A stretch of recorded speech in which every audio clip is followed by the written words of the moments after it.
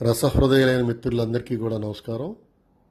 ఈరోజు మనం డాక్టర్ కేశవరెడ్డి గారు రచించిన అతడు అడవిని జయించాడు నవల్లో రెండో భాగం చెప్పుకుంటున్నాం. అంటే నిన్న 3 అధ్యాయాలు చెప్పుకున్నాం. వాళ్ళ 4, 5, 6 అధ్యాయాల గురించి చెప్పుకోబోతున్నాము. నిన్నటి అధ్యాయాల్లో తప్పిపోయిన సుక్కపంది కోసం ఆ ముసలివాడు అడవిలోకి దాన్ని వెతకటానికి సాయంత్రం పూట బయలుదేరతాడు. అతను నడుచుకుంటూ వెళ్తుంటేనే చీకటి పడుతూ ఉంటుంది. చివరిసారిగా సుక్కపంది యొక్క ఆసుకి బరకల కుంట దగ్గర చూశానని ఆ పిల్లవాడు చెప్పటం వల్ల ముసలివాడు బరకల కుంట వైపు నడక సాగించాడు. బరకల కుంట దగ్గర అతని యొక్క పరిశీలన ఏ విధంగా ఉందో అద్భుతంగా వర్ణన చేశారు ఇందులో రచయిత. ఇప్పుడు అది విందాం మనం. 4వ అధ్యాయం. ఇంచుక సేపటికి అతడు బరకల కుంటను చేరాడు. వేసవి గనుక కుంట చాలా వరకు ఎండిపోయి కట్ట వద్ద మాత్రం కొద్దిగా నీళ్లున్నాయి.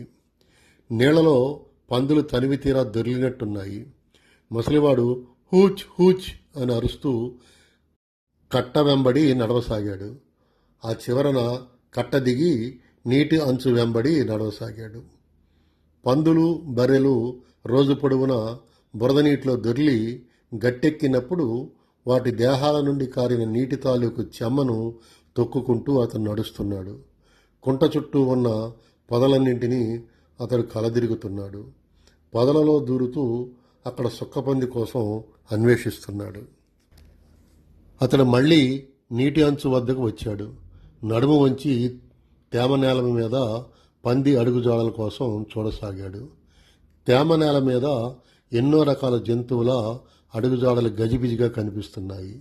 దుక్కిదిన్ని అరిగిపోయిన గొడ్ల గిట్టల గుర్తులు, నాడాలు కొట్టబడిన కోడెగిట్టల గుర్తులు అక్కడక్కడ కనిపిస్తున్నాయి. వాటి మధ్య గొర్రెల గిట్టలు, పందుల గిట్టలు అస్పష్టంగా కనిపిస్తున్నాయి. వాటన్నింటినీ కలుపుతూ జలగల జాడలు, వానపాముల జాడలు కనిపిస్తున్నాయి. అతడు నడిమెత్తి నిలుచుని దీర్ఘంగా నిట్టూర్చాడు. వెన్నెల్లో కుంట పరిసరాలన్నీ నిశ్శబ్దంగా ఉన్నాయి. ప్రసవ సూచనలు కనిపించగానే సుక్కపంది విచిత్రంగా ప్రవర్తిస్తుంది. ఏకాంత స్థలాన్ని వెతుక్కుంటూ అది బయలుదేరుతుంది.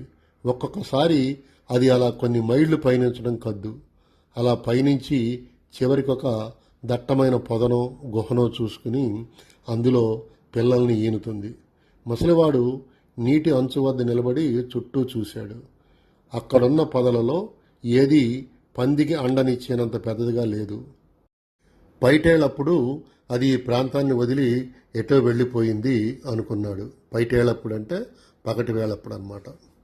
ఏ దిక్కుకు వెళ్లాలో ఇక్కడ ముసలివాడు ఏ రకంగా ఎనలైజ్ చేస్తున్నాడో మనం ఇప్పుడు విందాము. ఇక్కడ నుండి బయలుదేరి ఎక్కడికి పోయి ఉంటుంది? తూర్పుగా పోయి ఉంటే మట్టిబాట మీదుగా నడిచి ఇల్లు చేరుకునేది. మట్టిబాట దానికి సుపరిచితమే. కానీ అలా జరగలేదు కనుక అది తూర్పు దిశగా వెళ్ళలేదని తెలుస్తుంది. కుంటకు ఉత్తరంగా చిన్న నది ప్రవహిస్తుంది. ఈత ఎత్తుకుని ఉన్న పంది నదిని దాటడం అసంభవమే. కుంటను ఆనుకుని దక్షిణంగా విశాలమైన మైదానం ఉంది. మైదానం నిండా పచ్చగడ్డి, వెంపల చెట్టు మాత్రమే ఉన్నాయి. మోకాలెత్తు ఉన్న పొద ఒకటి కూడా లేదు. ఏకాంతాన్ని వెతుక్కుంటూ బయలుదేరిన పంది అటు వెళ్ళి ఉండదు. ఇక కుంట వద్ద ప్రారంభమై ఒక అడవి పడమట దిక్కుగా వ్యాపించి ఉన్నది. వర్షాకాలంలో కుంటను నీటితో నింపే వంక అడవి నుండి వస్తున్నది. వంక అంటే వాగు. ఇక్కడ వర్షాకాలంలో కుంటను నీటితో నింపే వంక అడవిలో నుండి వస్తున్నది. అడవి నల్లగా, గూఢంగా, అనంతంగా పరుచుకొని ఉంది. సుక్కపంది ఇలా పడమరగా వెళ్ళి అడవిలోకి ప్రవేశించి ఉంటుంది అనుకున్నాడు ముసలివాడు. తను అలా భావించడానికి ఆధారం ఏమైనా ఉందా అని అతడు ప్రశ్నించుకున్నాడు. వేరే ఆధారమేమీ లేదు. ఈత ఎత్తుకోగానే సుక్కపంది పొదలను, గుహలను వెతుకుతూ ఎన్ని ఆమడల దూరమైనా పోతుంది. ఇదే ఆధారం అనుకున్నాడు అతడు. చంద్రుడు ఆకాశంలో ఎగబ్రాకుతున్నాడు. రాత్రి ముదురుతున్నది. కాలయాపన చేయడం ముసలవానికి ఇష్టం లేదు. అతడు కుంటను వదిలి పడమటి దిక్కుగా అడవి వైపు నడవసాగాడు. ఇంకా 5వ అధ్యాయం. అడవిలో అతను సుక్కపంది కోసం అన్వేషిస్తూ ఏ రకంగా అడవి అంతా కలదిరిగాడో ఈ 5వ అధ్యాయంలో వస్తుంది. అడవిలో అతడు నడవడానికి నిర్ణీతమైన దారులు లేవు. అతడు బండల మీదుగా కడికి రాళ్ల మీదుగా నడుస్తున్నాడు. మెట్టలను ఎక్కుతూ పల్లాలను దిగుతూ సాగుతున్నాడు. పచ్చికను తొక్కుకుంటూ చిన్న చెట్లను తొలగదోసుకుంటూ నడుస్తున్నాడు. అడవి జంతువులు అవిరామరంగా నడవటం వల్ల ఏర్పడిన సన్నటి దారి మీద అతడు నడవసాగాడు. ఆ దారి మరీ అస్పష్టంగా ఉంది. కొంతసేపటికి అది గారడీ యుక్తి వలె గురివెంద పొదల మధ్య మాయమైపోయింది. అందుకతడు వగచలేదు. ఈ దారులు ఎటూ కాని చోట ప్రారంభమై ఎటూ కాని చోట అంతమవుతాయి. ఇలాంటి దారుల వెంబడి నడవటం శుద్ధ దండగా అనుకున్నాడు అతడు. అతడు అరణ్యం మధ్యకు పురోగమిస్తున్నాడు. పొదలను గుహలను వెతుకుతున్నాడు. మాటిమాటికి ఎలుగెత్తి హూచ్ హూచ్ అని అరుస్తున్నాడు. అతడు తాగిన కళ్ళు తన ప్రభావాన్ని చూపుతూ ఉంది. ఒళ్లంతా వెచ్చగా అవుతున్నట్లు, పాదాలు గాలిలో తేలుతున్నట్లు అనిపిస్తుంది. అతనికి హాయిగా ఉంది. చంద్రుడు నవ్వుతున్నట్లుగా అతనికి తోస్తున్నది. కడుపులో ఈతకళ్ళు మరుగుతున్నది. ఆవిర్లు ఎగదన్నుతున్నాయి అనుకున్నాడు అతడు.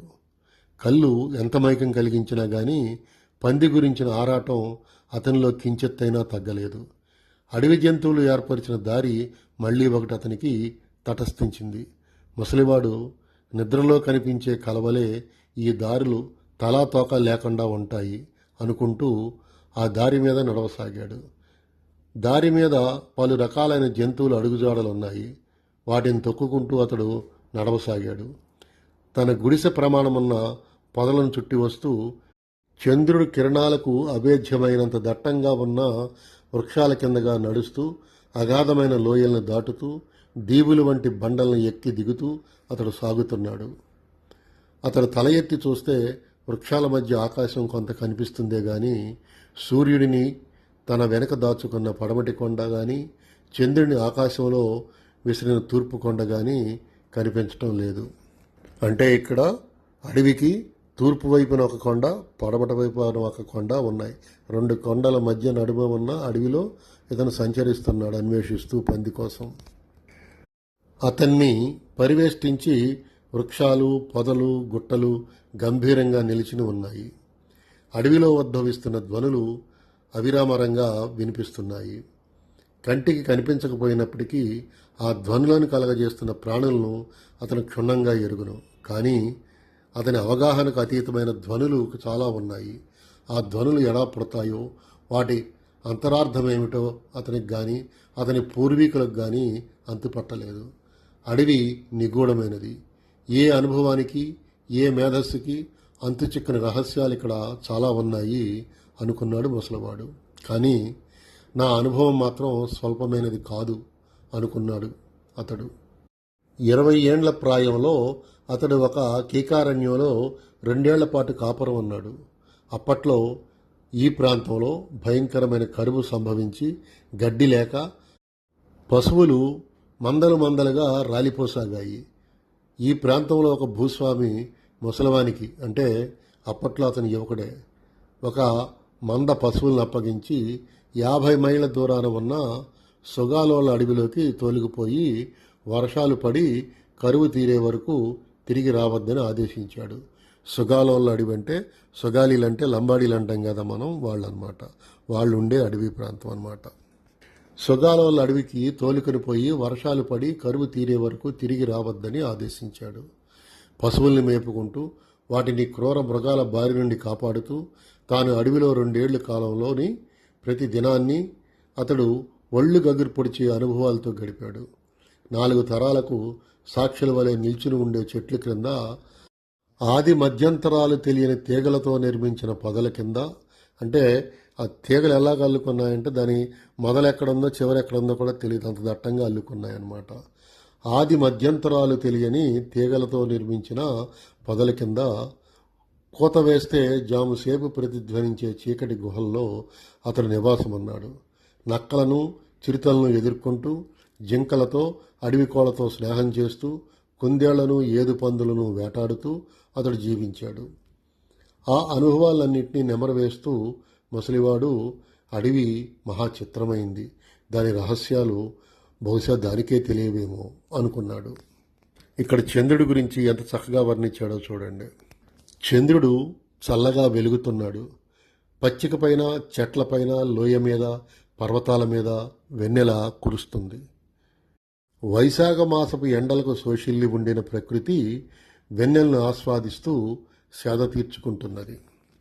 అడవిలో శబ్దాలు క్రమక్రమంగా సన్నగిల్లుతున్నాయి. ప్రాణులు ఒక్కొక్కటే నిద్రాదేవి ఒడిలోకి జారుకుంటున్నాయి. చంద్రుని కిరణాల తాకిడికి తెలుగు తెచ్చుకుని తలలు పైకెత్తుతున్న గడ్డిని, మొక్కలను తొక్కుకుంటూ ముసలివాడు నడుస్తున్నాడు. 2 శిలలు ఒకదానికొకటి ఆనుకొని ఉండగా ఏర్పడిన గుహ ఒకటి దారి కుడిపక్కన కనిపించింది.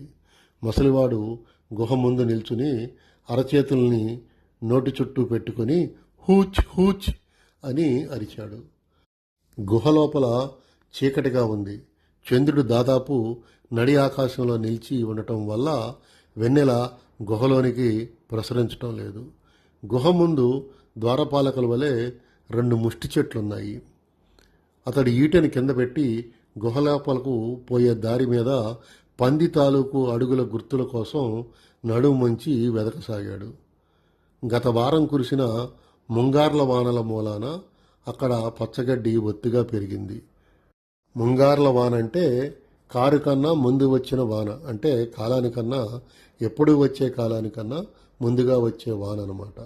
ముంగార్ల వానల మూలాన అక్కడ పచ్చగడ్డి ఒత్తిగా పెరిగి ఉంది. ముసలివానికి అనుకూలించే గుర్తులేవీ కనపడలేదు. అతడు 2 రాళ్లను చేతిలోకి తీసుకుని చీకటమయంగా ఉన్న గుహలోకి విసిరాడు. గుహకు పక్కగా నిల్చుని ఉండి ఫలితం కోసం చూశాడు. నేను జాగ్రత్తగా ఉండాలి. ఒకవేళ సుక్కపంది గుహలో ఉండి నా ఉనికిని గ్రహిస్తే మరుక్షణమే అది పులివలే మీదకు దుముకుతుంది. అందినది కాలో చెయ్యో నంజరగా కొరికి పారేస్తుంది. ప్రాణం తీసినా తీస్తుంది. అది మొరటు జీవి. శత్రువులు, శ్రేయోభిలాషులు అని చూసుకునే ఇంగితం దానికి లేదు అనుకున్నాడు ముసలివాడు. గుహలోపల నుండి ఏ సంభవము కానరాలేదు. అతడు గుహద్వారానికి చేరువుగా వెళ్ళి ముష్టి చెట్ల వద్ద నిలుచుని కొంతసేపు గాలిని గట్టిగా పీల్చి తల అడ్డంగా ఊపుతూ వెనక్కి తిరిగాడు. ఇంతలో అతని వెనక నుండి గబగబామని శబ్దం వచ్చింది. ముసలివాడు బిసకంప వలె చెంగున ఎగిరి ఈటి వద్దకు దూకి దానిని చేతబుచ్చుకుని గిరుక్కున వెనకకి తిరిగాడు. 4-5 గబ్బిలాలు రెక్కలు కొట్టుకుంటూ గుహ నుండి బయటికి వచ్చి ఎగిరిపోవటం కనిపించింది. ఈట చుట్టూ బిగుసుకుని ఉండిన అతని కుడి చేతి వ్రేళ్లు సడలినాయి. ఎడమ చేతిని ఎదమీద వేసుకుని సుక్కపంది అనుకుంటి గుండె అవళించిపోయింది అనుకున్నాడు. అతడు మళ్ళీ నడక ప్రారంభించాడు. అడవి దిగంతాల వరకు భూమిని కప్పి ఉన్నట్లు కనపడుతుంది. దిగంతాలు అంటే హొరైజన్ అంటారు కదా ఇంగ్లీష్లో, అదనమాట. అంటే భూమి ఆకాశం కలిసి ఉండినట్టుగా కనిపిస్తారు దూరం నుంచి చూస్తుంటే. దిక్కుకి అంతము, దిగంతము. అడవి దిగంతాల వరకు భూమి కప్పి ఉన్నట్లు కనపడుతున్నది. పొదలు, గుహలు, లోయలు, శిలలు ఒకదానికి భిన్నంగా మరొకటి, ఒకదానికన్నా ఉన్నతంగా మరొకటి ఉన్నాయి. కాలుతున్న బండ మీద వదలబడిన చీమవలే, సంధి చీకటిలో ఆకటికొన్న మినుగు పురుగువలే అతడు తిరుగుతున్నాడు. నడిచిన దారి మీదగానే తాను మళ్లీ నడుస్తున్నట్లు అతనికి అప్పుడప్పుడు అనుమానం కలుగుతూ ఉంది. ఈ అడవిలో సుక్కపంది ఏ మూలనుందో, ఏ పరిస్థితిలో ఉందో, అద్భుతాలకు ఆలబాలమైన ఈ అడవిలో, తామసానికి ఆటపట్టైన ఈ అడవిలో, ప్రాణం ఎదిగినంతగా మనసు ఎదగని ఈ అడవిలో సుక్కపందికి ఏ ముప్పు వాటిల్లిందో అనుకున్నాడు ముసలివాడు. ఇంకా 6వ అధ్యాయం. అతని కాళ్ళు నొప్పి పడుతున్నాయి. కళ్ళు కలగజేసిన మాయ క్రమక్రమంగా అంతరించిపోతున్నది. ఏ సంభవానికైనా అవకాశమున్న ఈ అడవిలో లీనమైపోయిన సుక్కపంది నాకు దక్కదేమో అనుకున్నాడు ముసలివాడు. చుట్ట చుట్టుకుని నిద్రిస్తూ ఉండిన పాము పిల్ల మేలుకొని తలపైకెత్తినట్లు నిరాశ అతని మానసంలో ఒక మూల కదిలింది. ఏడాది క్రితం ఒకసారి సరిగ్గా ఇలాంటి పరిస్థితుల్లోనే ముసలివాని పొరుగువాడైన ఎరుకలవాడు తన పందిని పోగొట్టుకున్నాడు. ఎరుకలవాడు పంది కోసం అడవంతా గాలిస్తూ 3 పగళ్ళు 3 రాత్రుళ్ళు తిరిగాడు. చివరకు రక్తహస్తాలతో తిరిగి వచ్చాడు. 6 నెలల తరువాత ఉప్పు చెక్క కోసం అడవికి వచ్చిన కాపు వాళ్ళు కొందరు ఆ పంది మాయమైన వైనం తెలుసుకోగలిగారు. దట్టంగా ఉన్న ఒక పొదలో పంది తాలూకు ఎముకలు తెల్లగా మెరుస్తూ వారికి కనిపించాయి. పంది మెడకు ఉండిన గజ్జె కూడా ఎముకల మధ్య వారికి కనిపించింది. ఎలుగుబంటి కానీ పెద్ద నక్క కానీ దాన్ని చంపి తిని ఉంటుందని కొందరు భావించారు. చెంచు వాళ్ళు దాన్ని చంపి విందు చేసుకుని ఉంటారని మరికొందరు భావించారు. కానీ నేను ఆ ఎరుకలవాడి వలె చవటను కాను అనుకున్నాడు ముసలివాడు. అతడు చెట్ల మధ్య నడుస్తూ, నేను సగాలోల అడవిలో 2 సంవత్సరాల పాటు కాపురమున్నాను.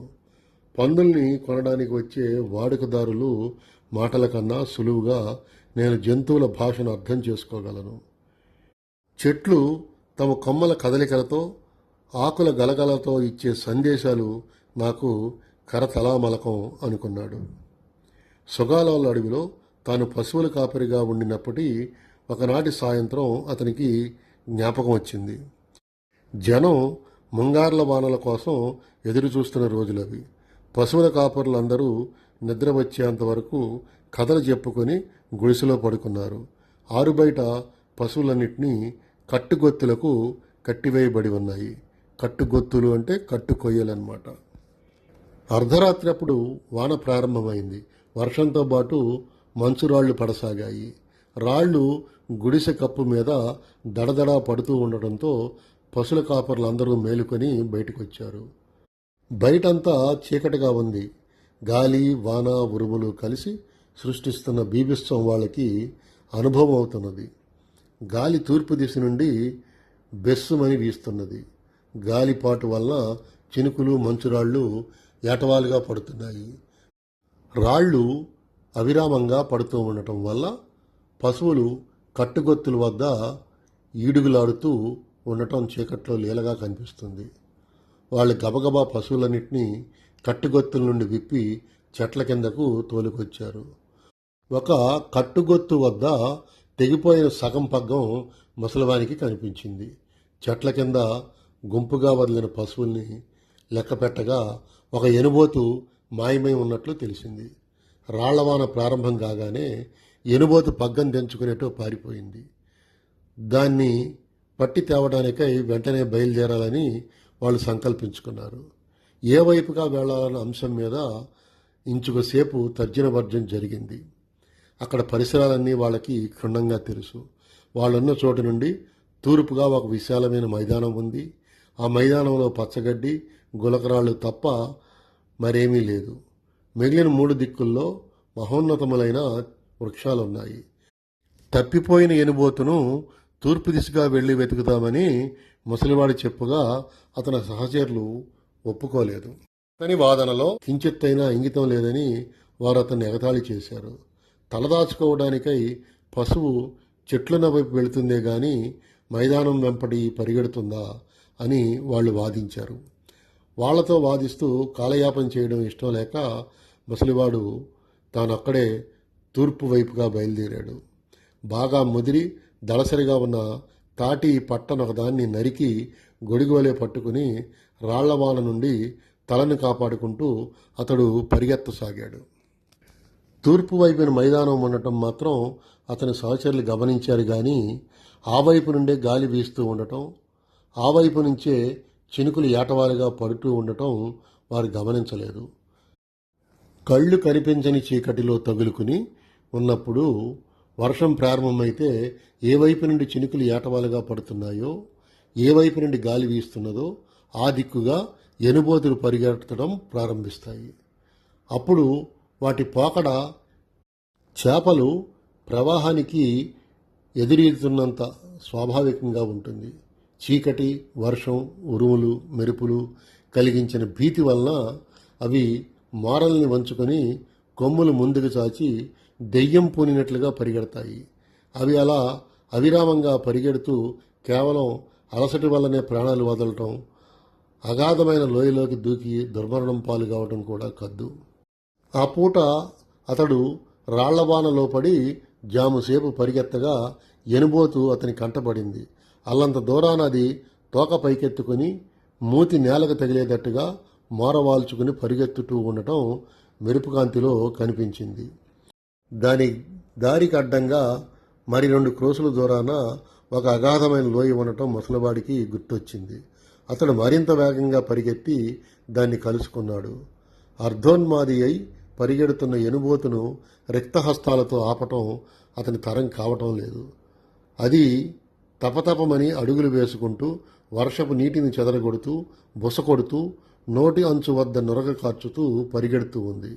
అతడు పక్కగా కొంతసేపు పరిగెత్తి అదను చూసి దాని ముందు కాలి మోకాలు వెనుక పుష్టి కొద్దీ తన్నాడు. ఆ తాపుకి దాని కాలు వంగి అది దబేలుమని ముందుకు పడిపోయింది. అతడు క్షణం ఆలస్యం చేయకుండా దాని మీద పడి ముక్కుతాడిలో చేయి వేసి దాన్ని అదుపులోకి తెచ్చాడు. అంటే మాట విన్ని జంతువులకి, ముఖ్యంగా ఆవులు, గేదెలు, వీటికి ముక్కుకు తాడు వేస్తారు. ఆ తాడు పుచ్చుకొని లాగితే అవి మాట వింటాయి. ఎందుకంటే ముక్కులో నొప్పి కలుగుతుంది. ముక్కులోంచి ఒక తాడును గుచ్చి కొమ్ములపై నుంచి వెనక్కి కడతారన్నమాట. దాన్ని ముక్కుతాడు అంటారు. అతడు క్షణం ఆలస్యం చేయకుండా దాని మీద పడి ముక్కుదాడులో చేయి వేసి దాన్ని అదుపులోకి తెచ్చాడు. 40 ఏండ్ల క్రితం జరిగిన ఈ ఉదంతాన్ని నెమరు వేసుకుంటూ ముసలివాడు నడుస్తున్నాడు. నేను ఆ అనుభవాన్ని ఎందుకు మననం చేసుకున్నాను అని అతడు తనను తాను ప్రశ్నించుకున్నాడు. అతడు ఆ విషయాన్ని ప్రయత్నపూర్వకంగా మననం చేసుకోలేదు. అది అసంకల్పితంగా జరిగింది. అది సత్ఫలితాన్నే ఇచ్చింది. ఇప్పుడు అతనికి తన అనుభవాల మీద, యుక్తుల మీద, శరీర పటిష్టత మీద నమ్మిక కుదిరింది. అతని మనసులో పొడసూపిన నిరాశ మాయమయ్యింది.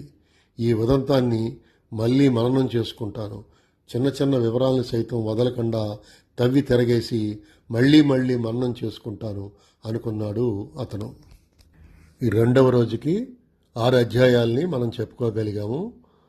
తర్వాతది రేపు 7, 8, 9 అధ్యాయాల్ని మళ్ళీ చెప్పుకుందాము. అంతవరకు మిత్రులందరికీ సెలవు. శుభరాత్రి. నమస్కారములతో మీ ఆదిశేషు.